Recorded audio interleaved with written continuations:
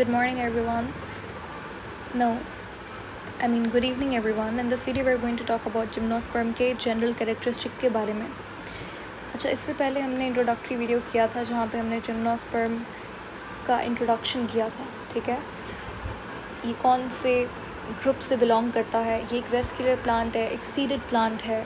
ठीक है, इसीलिए आप इसे ट्रैक्योफाइटा में रखते हो. ठीक है, और क्योंकि सीडेड प्लांट है तो सीडेड प्लांट्स को स्पर्मेटोफाइट्स कहा जाता है. और भी बहुत बेसिक हमने इसके बारे में डिस्कशन किया था कि इसकी एक मेल कोन होती है, इसके पास कोन्स होती हैं. ठीक है, एक मेल कोन होती है, एक फ़ीमेल कोन होती है. जो मेल कोन होती है उसके अंदर माइक्रोस्पोरेंजियम होता है जो माइक्रोस्पोर्स बनाता है, फिर उससे मेल गैमेटोफाइट प्रोड्यूस होता है.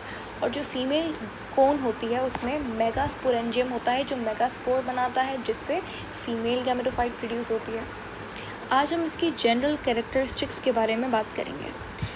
सबसे पहले जो जिम्नोस्पर्म होता है दे हैव नेकेड सीड्स. इनकी अच्छा, जिम्नो का मतलब ही नेकेड होता है एंड स्पर्म का मतलब सीड होता है. तो इनके जो सीड्स होते हैं वो ओवरी के अंदर कवर्ड नहीं होते. इनके पास ओवरी नहीं होती. ठीक है, इनके पास फ्रूट भी फॉर्म नहीं होते क्योंकि ओवरी नहीं है तो फ्रूट कैसे आएगा. तो ओवरी एब्सेंट होती है इनमें.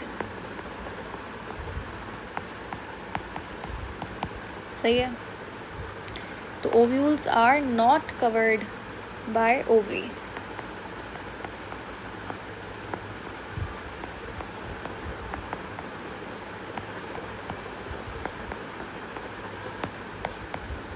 उसके बाद दे आर ट्रीज और shrubs mostly evergreen with needle like leaves with xerophytic adaptations. ज़्यादातर इनके अंदर ज़ीरोफाइटिक एडाप्टेशंस होती हैं. इसका मतलब ये कि वाटर लूजिंग रेजिस्टेंट इनके अंदर ज़्यादा होती है. जैसे ज़ीरोफाइटिक प्लांट्स कौन से होते हैं जो कि आप डेजर्ट एरियाज़ के अंदर पाए जाते हैं, उनके पास ये कैपेसिटी होती है कि वो वाटर को होल्ड करके रखें. ठीक है, और जिम्नोस्पर्म जो ज़्यादातर होते हैं ये ठंडे इलाके के अंदर पाए जाते हैं जहाँ पे क्या नाम है वाटर लॉस को प्रिवेंट करना इंपॉर्टेंट होता है. तो इसीलिए ये लोग ज़्यादातर फिग्स होते हैं. आपने देखा होगा इस तरीके के जो प्लांट्स होते हैं वो ज़्यादातर जिम्नोस्पर्म्स होते हैं. ठीक है, ये जो आपको स्ट्रक्चर दिख रहा है ये एक जिम्नोस्पर्म है और इस तरीके के प्लांट्स आपको ज़्यादातर नॉर्दर्न एरिया स्नो वाले इलाकों के अंदर मिलता है. तो हम यहाँ पे लिख सकते हैं कि ये ज़्यादातर ट्रीज़ होते हैं और mostly evergreen with needle like leaves. इनके लीव्स जो है वो नीडल लाइक होते हैं, इस तरीके से लीव्स होते हैं इनके. ठीक है, और इनके पास ज़ीरोफाइटिक एडाप्टेशंस होती हैं.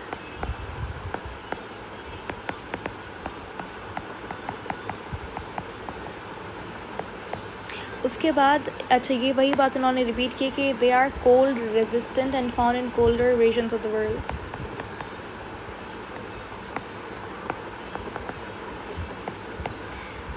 The tree is the sporophyte generation. इनके अंदर डोमिनेंट जनरेशन कौन सी होती है, मैंने पहले भी बताया था. इनके अंदर डोमिनेंट जनरेशन होती है स्पोरोफाइटिक जनरेशन. ठीक है, इसीलिए आपको ट्री जो आपको नज़र आता है क्योंकि डोमिनेंट जनरेशन कौन सी होती है जो विजिबल होती है, लॉन्ग पीरियड के लिए होती है, इंडिपेंडेंट होती है, तो वो स्पोरोफाइट होती है. जो ट्री आपको नज़र आ रहा है वो स्पोरोफाइट है. ठीक है, और ये लोग कैसे होते हैं, इनका जो चलो स्पोरोफाइट है, स्पोरोफाइट कैसा होता है, हेट्रोस्पोरस होता है. हेट्रोस्पोरस समझता है कि जो different types of spore produce करे. एक दो तरीके के स्पोर्स प्रोड्यूस करता है. एक मेगास्पोर्स जो बनते हैं मेगास्पोरेंजियम में और एक होता है माइक्रोस्पोर्स जो बनते हैं माइक्रोस्पोरेंजियम में. अभी टर्म थोड़ी सी कन्फ्यूजन है. स्पोर क्या है, स्पोरेंजियम क्या है, स्पोरोफिल क्या है, स्पोरस क्या है. ध्यान से सुनो, मैं आप वैसे तो हम ये बहुत बार डिस्कस कर चुके हैं लेकिन अभी लास्ट टाइम सुन लीजिए. लास्ट टाइम तो नहीं बट स्टिल देखो, स्पोर क्या होता है. स्पोर जर्मिनेट होता है तो एक गैमेटोफाइट बनता है. ये तो अल्टरनेशन ऑफ जनरेशन में हमने पढ़ा था. तो स्पोर एक हैप्लॉइड सेल होता है जिससे एक नया ऑर्गेनिज्म बन सकता है. ठीक है, तो स्पोर दो तरीके का होता है. एक होता है मेगास्पोर, एक होता है माइक्रोस्पोर. क्योंकि हेट्रोस्पोरस की बात हो रही है, हेट्रोस्पोर यानी कि डिफरेंट टाइप ऑफ स्पोर, तो दो स्पोर के टाइप हो गए. फिर है स्पोरोफाइट. स्पोरोफाइट क्या होता है, वो प्लांट जिसके अंदर स्पोर बने वो स्पोरोफाइट है. ठीक है, समझ आ गया. उसके बाद एक टर्म होती है स्पोरोफिल. स्पोरोफिल क्या होती है, फिल का मतलब होता है लीफ, और स्पोर यानी कि वो लीफ, वो पत्ता जिसके ऊपर स्पोरेंजियम है. स्पोरेंजियम, लीफ के ऊपर स्पोरेंजियम है तो वो स्पोरोफिल कहलाता है. अब क्वेश्चन ये, स्पोरेंजियम क्या है. स्पोरेंजियम कुछ भी नहीं है, वो ऑर्गन समझ लो, ऑर्गन तो नहीं होता, इतना डेवलप नहीं होता वो पार्ट, चलो वो ऑर्गन जहाँ पे स्पोर्स की फॉर्मेशन है उसे स्पोरेंजियम कहता है, ठीक है। ओवरी क्या है, वो ऑर्गन जहाँ पे ओव्यूल बने। टेस्टिस क्या है, वो ऑर्गन जहाँ पे स्पर्म बने। वैसे ही वो ऑर्गन जहाँ पे स्पोर बने उसको स्पोरेंजियम कहते हैं। और स्पोरेंजियम दो तरीके का होता है, एक मेगा स्पोरेंजियम जहाँ पे मेगा स्पोर बनता है, और एक माइक्रो स्पोरेंजियम जहाँ पे माइक्रो स्पोर बनता है। एक पत्ता जिसके ऊपर स्पोरेंजियम है उसे स्पोरोफिल कहते हैं। I hope it's very crystal clear, एकदम आपको अच्छे से समझ आ गया होगा। तो they are heterosporous producing 2 types of spores, 2 तरीके के स्पोर्स बनाता है। The best known group of gymnosperm is the conifers. अच्छा, एक और चीज़, जिम्नोस्पर्म्स को कॉनिफेरस प्लांट्स भी कहा जाता है। क्यों? बिकॉज दे हैव कोन्स, इनके पास कोन्स होती हैं, एक मेल कोन और एक फीमेल कोन होती है। The best known group of gymnosperm is the coniferous. In coniferous ovules, जो कि बाद में जाके सीड्स बनाते हैं, are located on the surface of specialised scale leaves called ovuliferous scales. इसका मतलब क्या है? इसका मतलब ये है कि ये लोग कहलाते हैं कॉनिफेरस प्लांट्स, यानी कि इनके पास कोन्स होती हैं, ठीक है। कोन्स क्या होती है? जो आप स्ट्रक्चर देख रहे हो ना, ये कोन्स हैं, ठीक है। तो एक होती है मेल कोन और एक होती है फीमेल कोन। जो फीमेल कोन होती है इन दोनों में डिफरेंस है, आगे हम लोग लाइफ साइकिल में पढ़ेंगे। तो जो फीमेल कोन होती है वो स्केली होती है। ये आप देख रहे हो, ये फीमेल कोन है, इसके ऊपर इस तरीके से स्केल्स हैं, तो ये फीमेल कोन है, ठीक है।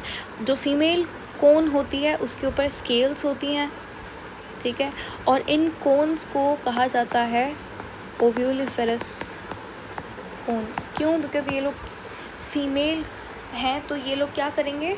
मेगास्पोर्स बनाएंगे, है ना। ऐसा ही होता है, फीमेल कोन मेगास्पोर बनाती है, मेगास्पोर फीमेल गैमेटोफाइट बनाता है, फिर फीमेल गैमेटोफाइट ओव्यूल बनाता है, ठीक है।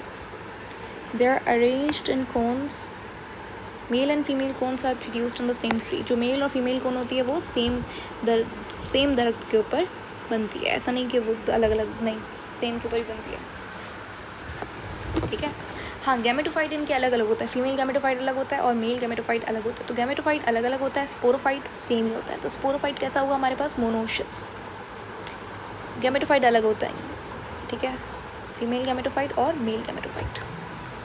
Most conifers pair their micro and mega sporangium structure in cones. वही बात है, कोन के अंदर स्पोरेंजियम होता है, एक माइक्रो और एक मेगा स्पोरेंजियम अलग अलग होता है।